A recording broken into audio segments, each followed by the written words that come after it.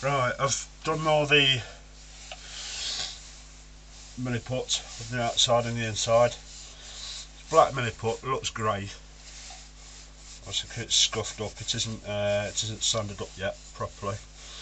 I've done 120, 180, and I'm going to step up to 240. I'm using a power sander.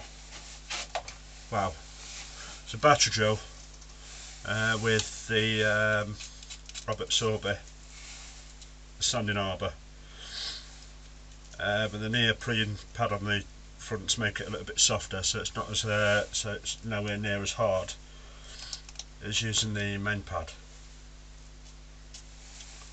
These discs are 50mm, and the pad is handy because the pad is about 48 to 49mm, so there's a little bit of overhang of pad, so as you're going round, bevels round a little bit more, so you're not actually getting the back edge.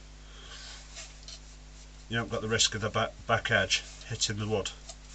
It's just pure sanding pad, unless you're ridiculous and you go right in. But you've got to obviously keep it at an angle. As the wood's turning that way, you want the edge of the pad that's going to be spinning that way. So as you're going, so as the wood's going that way, you're sanding against the turn. Because if you use the right or the left, as the grain's turning that way, your pads are also turning that way. You'll get radial sanding marks all the way around on the outside and the inside, which will then mean you've got to go around and hand sand the opposite way to clear them all. Looks like I've got a few little bits, so I'm going to keep on 180 actually and carry on going for a bit. And if that doesn't clear them, then I'll get the pad off and I'll do it by hand. But here goes, mask on, because this pad is very fine. You want a slow turning speed,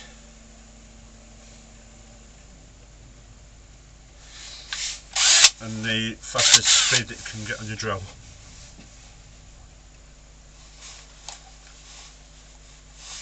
I say slow, about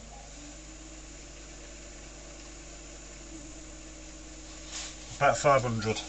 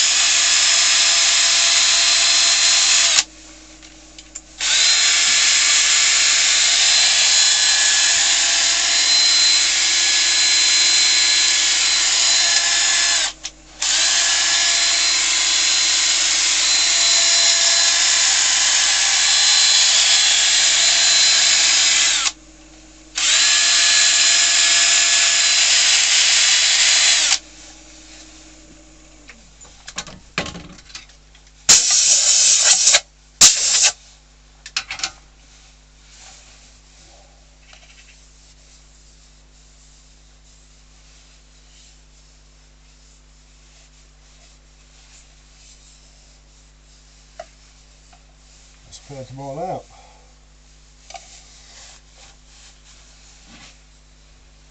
That's cleared all the sanding marks out.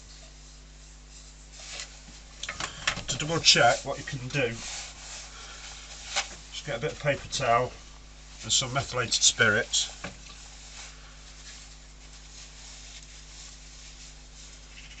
And just spritz a bit on the pad.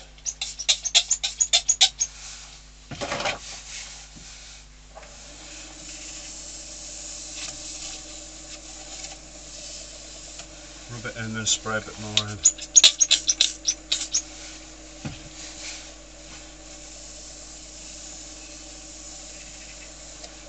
And quicker, it evaporates quick. You just have a look round and all the sanding marks, I have got a little bit there actually. And a little bit there.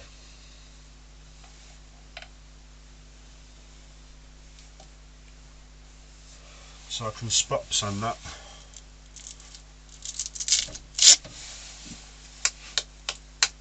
Flick the pad, and any bits that you see it, anywhere that you see it, it's disappeared. That's there. Just sand that way, opposite way of the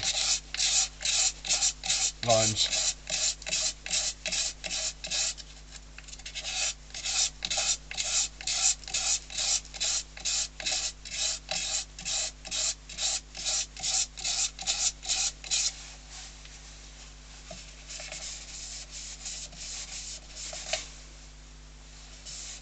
That's it, all gone. Just double check.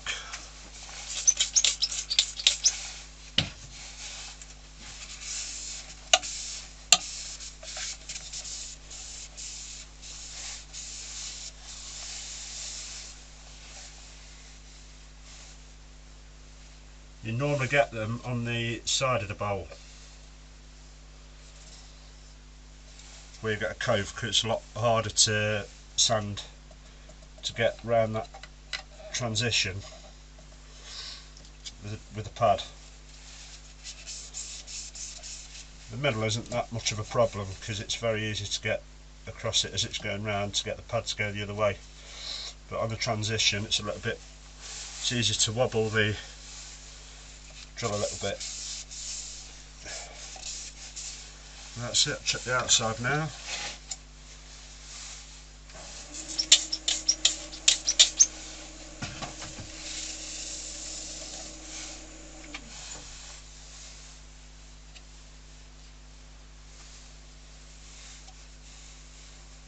That side looks good. Right, swap up to 240. I'm not going to show you all the sanding because I sand up to about 600 grit with these pads. You might as well, it's not hard, it's very quick to do. So I'm not going to show you it all.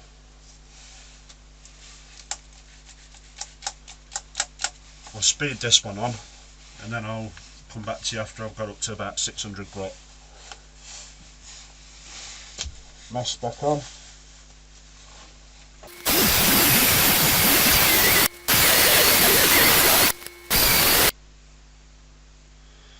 Bit of an update.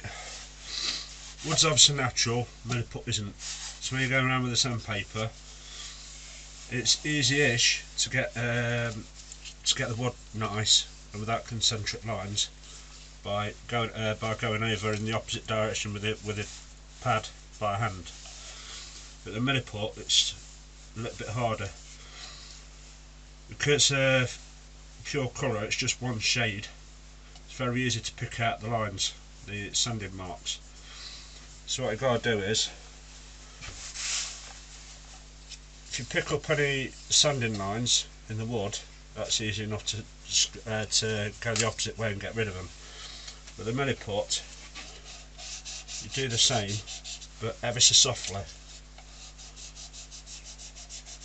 You just go over it. I'll show you on the inside so you can actually see.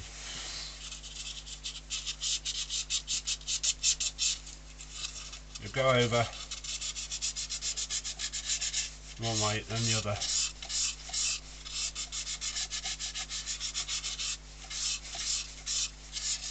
You keep on doing that. Now it's not going to harm the wood as such, because all you're doing is sanding the wood as well. Try not to concentrate in one area, otherwise obviously you'll put a dip in the wood. But you're not really going hard enough to grind the wood down.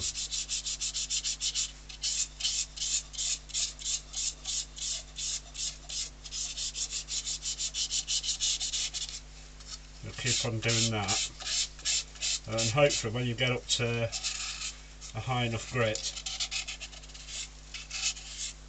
say after 320, you shouldn't have to do this. It's going to be that fine that you're not going to be able to pick it up.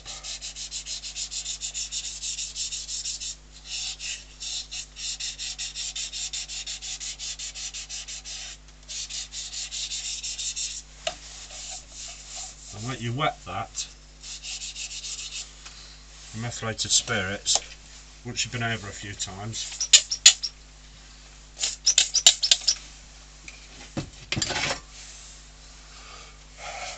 Get that rag.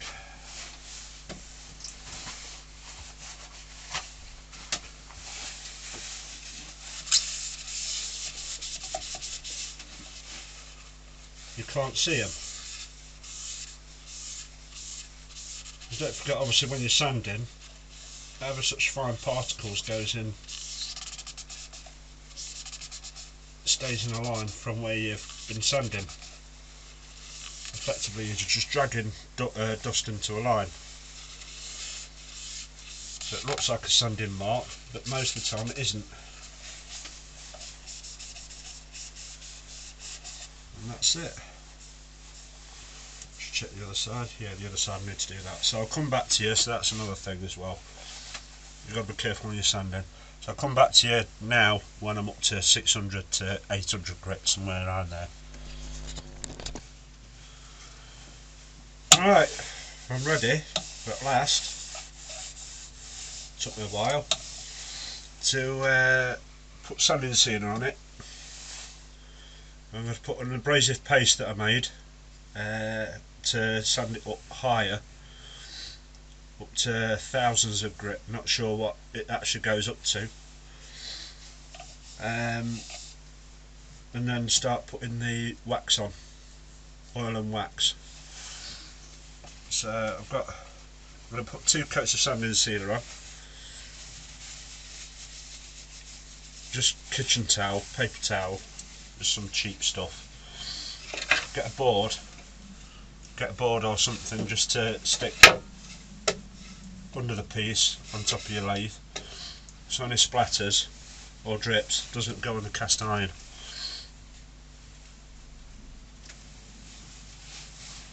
So the first coat, it's good, knock it all over the place. First coat I'm going to put on by hand.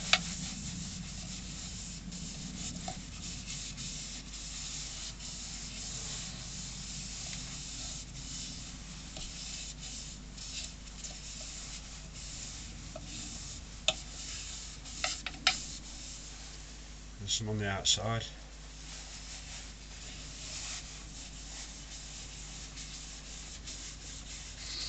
Now this sanding sealer, it's cellulose, what I use. Stinks to high heaven, but if you use it straight out of the tin, it's very thick. You get streaks. It's a little bit hard to put on. It's alright on small areas, but something quite big like this, you need to thin it down. So I've used cellulose sanding sealer. It's a 50-50% mix with a cellulose thinner. Both of them I've picked up at Halfords. No, sorry. The thinner I picked up at Halfords, and the actual sealer I picked up from the name of the place will come to me in a minute. I'll tell you when I remember. Tool station.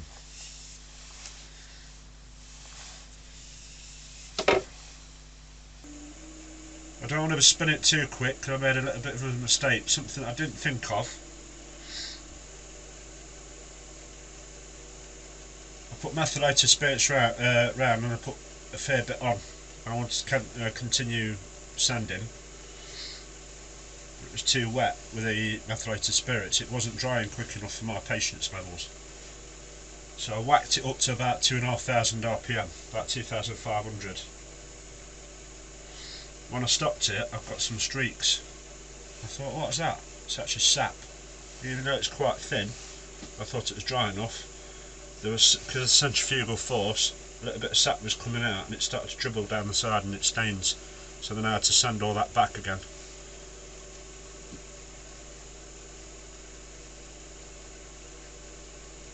So I'll leave this for a little bit running, to dry, then I'll put a second coat on, then I'll come back to you.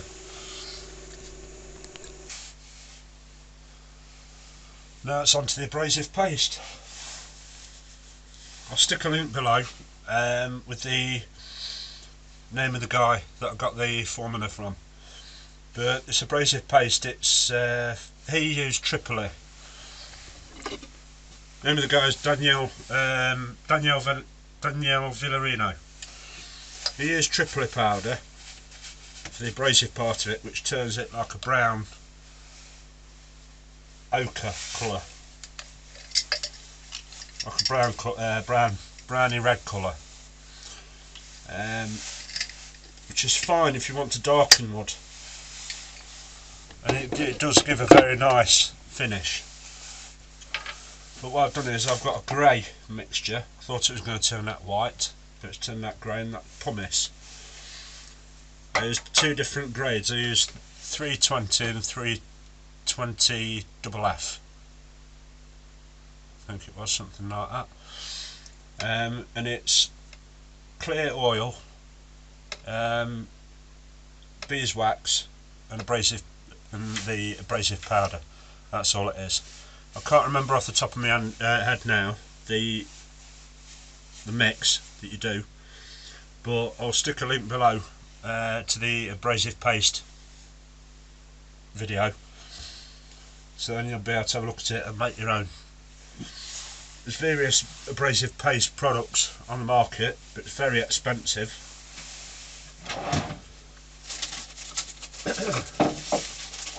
And I made 2 pots so far, and I've still got all that lot left of beeswax, the pumice powder. That's it. The mesh size is 240 of 1 pack, and the 360 on the other one, which is ultra fine, 4F. So I've still got all that lot left. So the amount that I've got there, I'll still be able to make 5 tubs, and it cost me about, well, another 5 tubs, and it only cost me about £20, something like that, for all that. Whereas one little tin about that size, it'll probably cost me about £20–25 on its own. So it's very economical to make it yourself. And there, so I've just got some tissue, just some tissue that you blow your nose on. Not kitchen towel, because the kitchen towel is a little bit more flimsy, and it can shred, and you get a little bit fine bits of paper everywhere. So this, at the end of the day, is an abrasive. And as you go around, it shreds. It can shred the edges a little bit, so just be a bit wary. So get a liberal amount, just that amount. You put it on, smear it on by hand.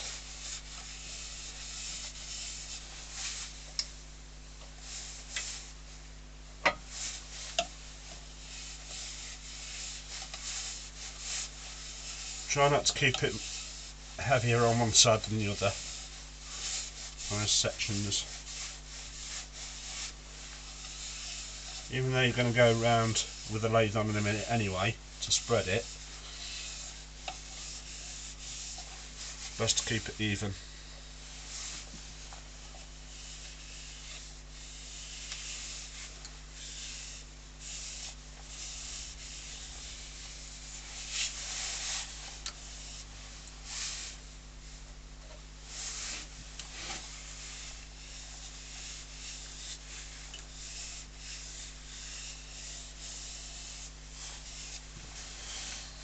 And then, see what I mean about the edges.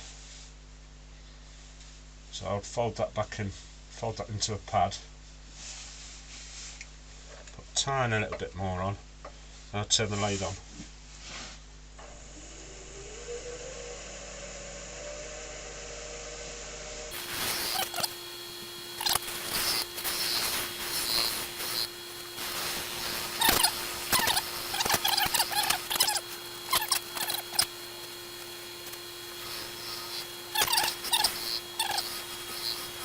Stop the lathe,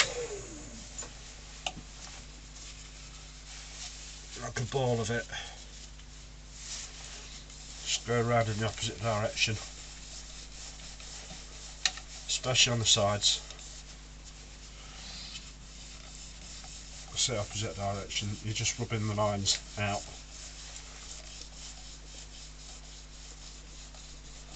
It does leave ever so fine lines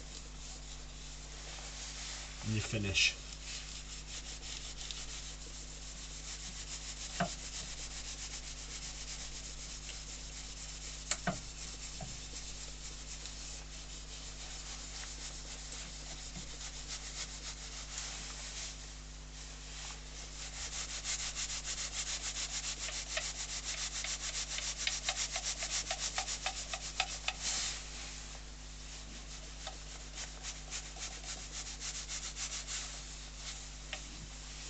And once that's done, you do another coat of it, but obviously not as much. You don't put as much on, because that's now waxed. It's not going to soak into the wood so much, so you don't have to put so much on. Same as the cellulose sanding sealer, you put a lot more on the first coat than the second. The second coat you only put a little bit on, just to wet it again, and then you wipe off the excess, otherwise you get little pools of sticky, little, like you'd get it there, you'd get like a pool of like a sticky residue that you've got to get rid of.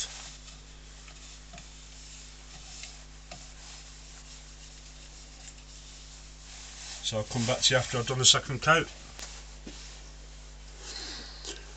Oh yeah, right, I'm quite happy with this bowl, the way it's turning out eventually. I'm going to try, I've tried this on another bowl. It's a type of French polishing, it's not exactly the same. Obviously it's not flat, it's a little bit harder to do, to go around in circles and all the different directions. So what I'm going to do is, I'm mostly going to go around in circles, and I'm going to turn the lathe on at very slow speed, just to go in one direction. Then I'll stop it, go the other direction, and then go round in circles again. I aim to do about 10 coats on the outside and the inside. I'm going to concentrate, do the 10 coats on the outside first, and then do the 10 coats on the inside. I'm obviously not going to show you all 10, I'm just going to show you one. Speed it up a little bit as I go along, because I'm sure you don't want to watch, and I'm sure you're going to skip forward about 10 coats anyway. You might skip through one, but here we go. I'm going to get set up. Here I've got a new t-shirt. It's a brand spanking new t-shirt that I've cut up. It's obviously not an expensive one, it's just a supermarket, cheap supermarket one, but it's very thin. And the reason why I've used a new one is because the old ones, if you cut it up, might have little knobbles that will come out on your finish. Now I'm going to be using wax, so the wax is going to do a very good job of holding any knobbles in the material. Before I used to use kitchen towel, but one bar that I was doing, I'll come up to about the third coat, and then when I stopped it, I got little bits of fibre that had stuck in the finish, and I had to knock it all back and then start again. So I'm not using kitchen towel again for finish, or tissues for that matter. All this is just an old sock that I've cut a strip off. That's going to go in the centre, and then you just fold it over. Use like a French polishing mop. Turn it into a bowl, do a twist, flatten it down. Now something this size, you might want to go a little bit bigger, but that'll do for me. And all you do is, you just get some wax on it, liberal amount, because this is the first coat. Even though it's got sanding sealer on, it's still gonna, it's got various pits. Well, I say pits, it's been sanded up to 600 grit, so it hasn't got very many, but it's still got very tiny grain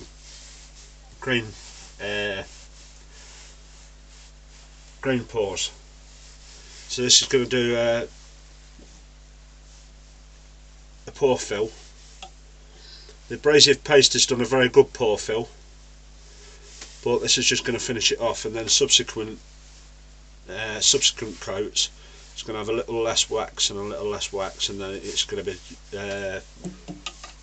pretty damn smooth then. But then I'm going to continue on up to 10 coats. When this gets dry, as it will do when it's going round, when I'm going round it, I've got a little bit of oil, and I'm just going to smear a little bit of oil on just get a bit of oil on my finger and just smear it on the pad, and that should ease it up a little bit more. But here we go with the first coat. So I'm just going to smear this on.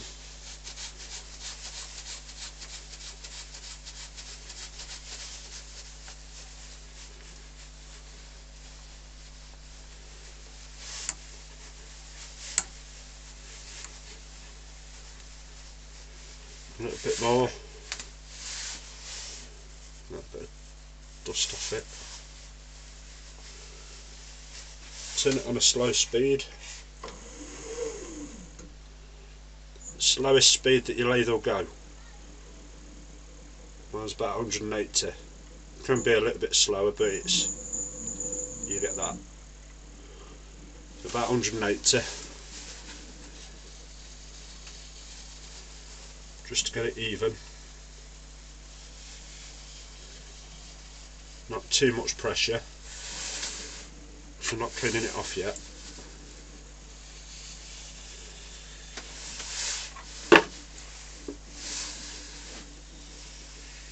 Put a fair bit on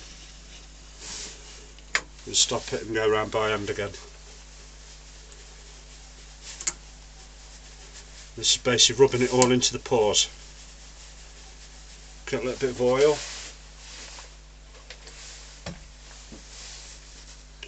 Just to oil the pad a little bit.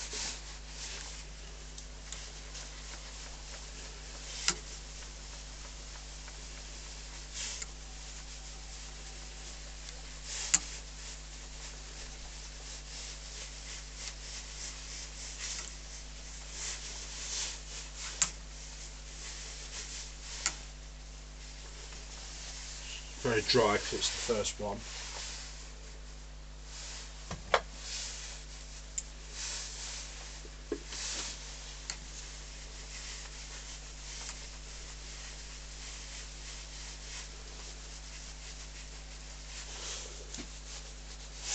And stick it on again.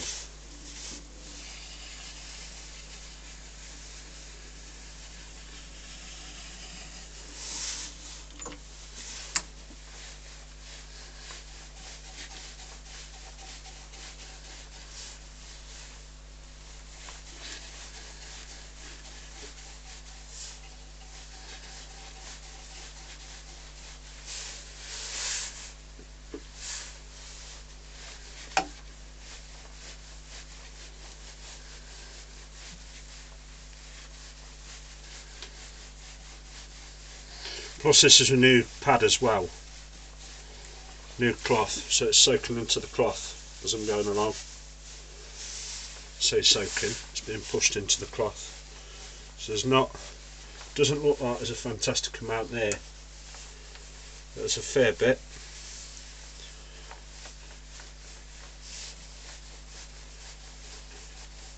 I'll stick it on a faster speed.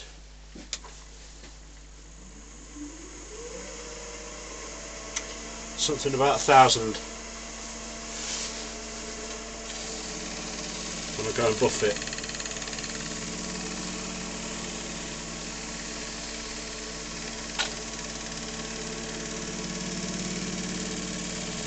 If you've got rings on like I have, you've got to be careful obviously you don't dig your rings into the wood. So keep your fingers away.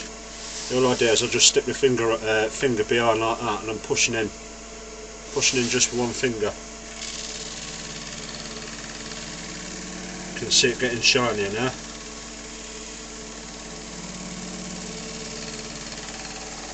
But the problem when you're doing this, going in one direction,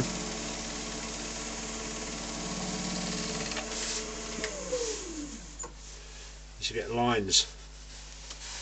So all I do now is twist the pad again, get a tiny bit more wax, just go around in the opposite direction.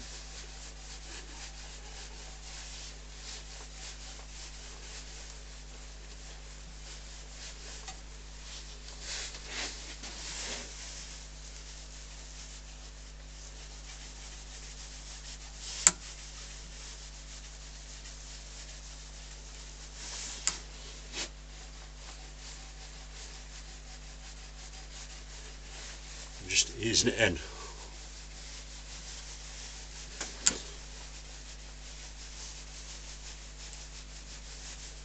And you stick the lathe back on again.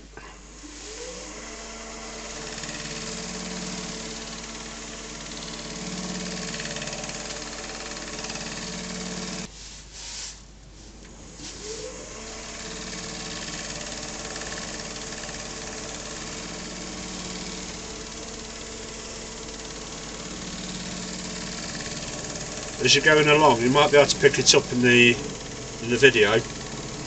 As I get to about, say there, you can see smears. As you're like pushing a trail along.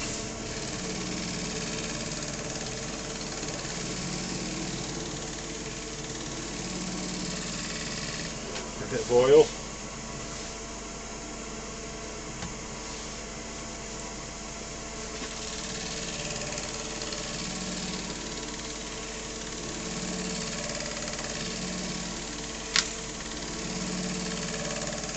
And that's one coat done.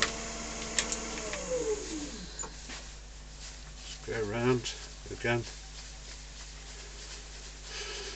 The whole idea is, now obviously if you're doing this all day every day for a job, or if you're on production, you're not going to be doing this to every single project that you do, because for one it's going to bore you to tears. Secondly, if you want to get the production up to about say 10, 20, 30 bowls a day, something like that, it's soon going to reduce in numbers. So this you're going to be want to doing for a project that's like a one-off.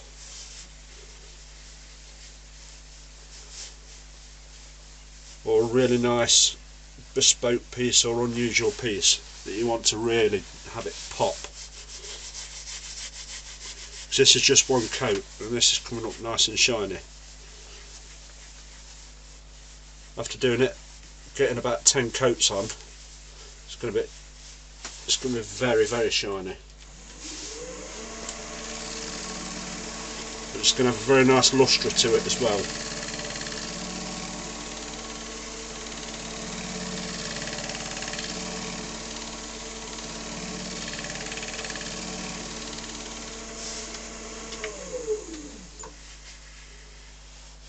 But that's one coat, or one and a half. I've been putting a little bit of oil and wax on as well as I'm going along, because that is the first coat. But as subsequent coats go on,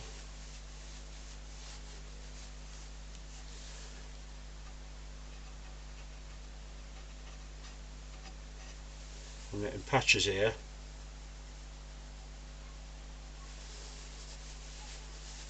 I'm getting patches in the milliput. So as it's sanded,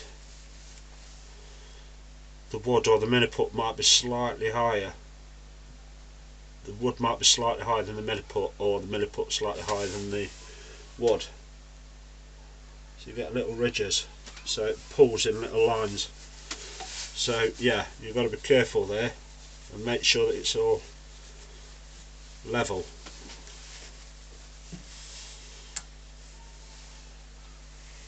Little pocket there, look, I don't know if you can see it, where it's smeared, where the rag hasn't actually got down and cleaned it.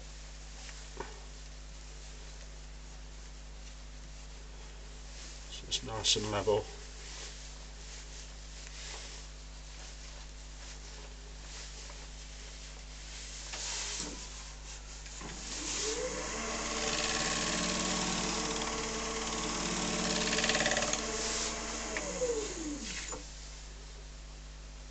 That's it, that's nice and clean now. The milli put.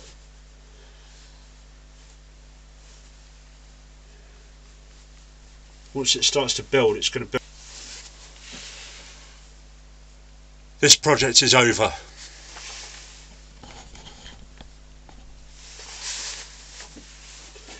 I think I've just escaped with my life.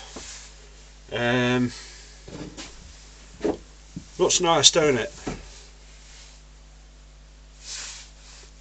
Just broke over, broke out. There's the piece. I was stupid. I admit I'm stupid. I'm still going to post this because this is a fantastic warning to anyone turning, whether you're new or whether you're a seasoned turner. You need a face mask. Seriously, you need a face mask. I turned it up to about, I'm not going to, in fact I'm going to pull the plug on it. I turned it up to about 1500 RPM. It was running smooth. I was going around with the pad, smoothing it all out, but I was still getting slight lines.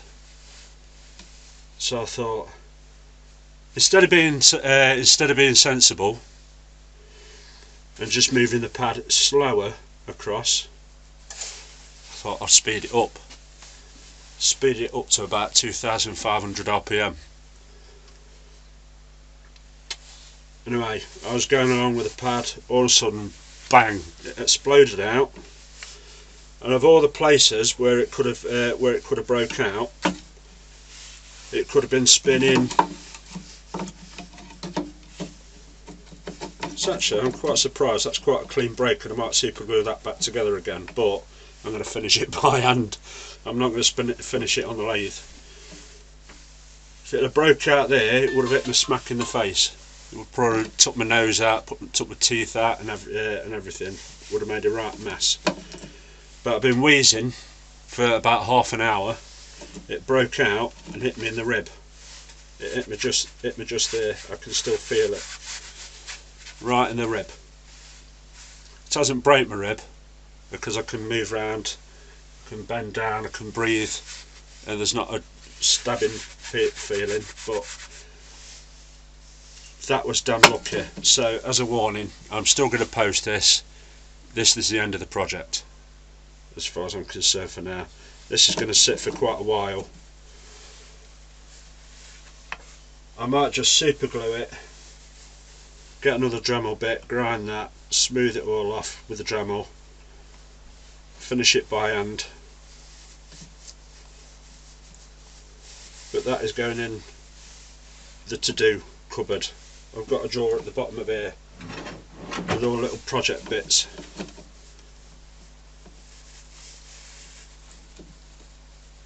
So yeah, that's going in a to-do drawer for quite a while.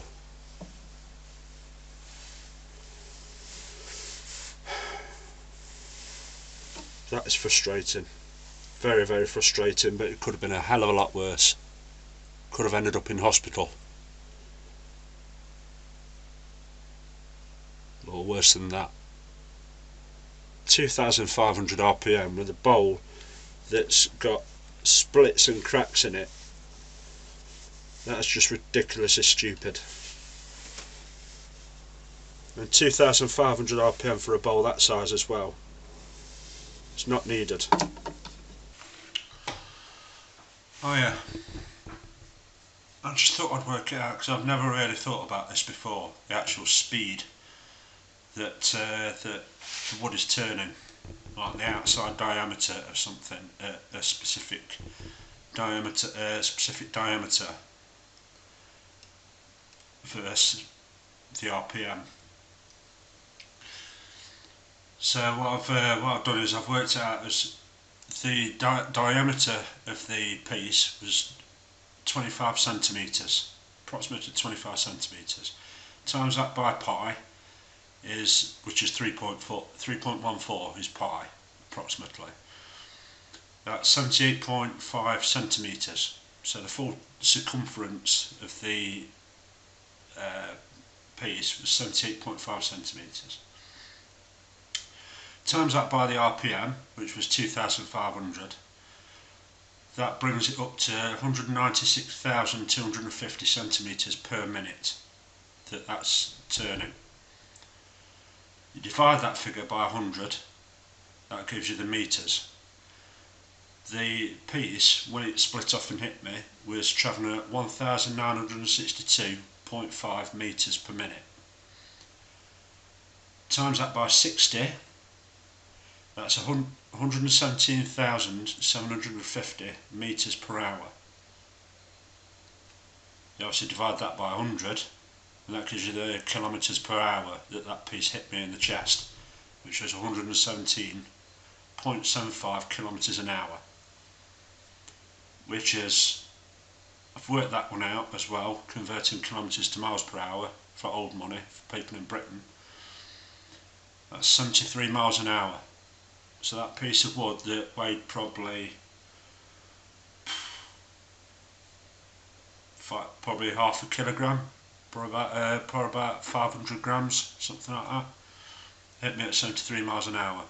So if you don't think you need a face mask, or you think, oh, a face mask won't protect me on that, it's just going to go straight through it. Well, at the end of the day, it's going to take a hell of a lot of that kinetic force off that piece. Even if it does go through and still hit you in the face, it's going to take a hell of a lot of that kinetic energy off that piece before it does actually hit you in the face. That's if it goes through. If you really don't want the piece to hit you, stick a riot shield in front of you or something and get the chisel round the side. But that's very impractical. So, to conclude, don't be stupid like I was. Don't be spinning something that's 25 centimetres that's got hairline cracks through it. Probably still some cracks on the inside that you haven't managed to repair. Don't be spinning it at 2,500 RPM. 1,000 is probably bad enough.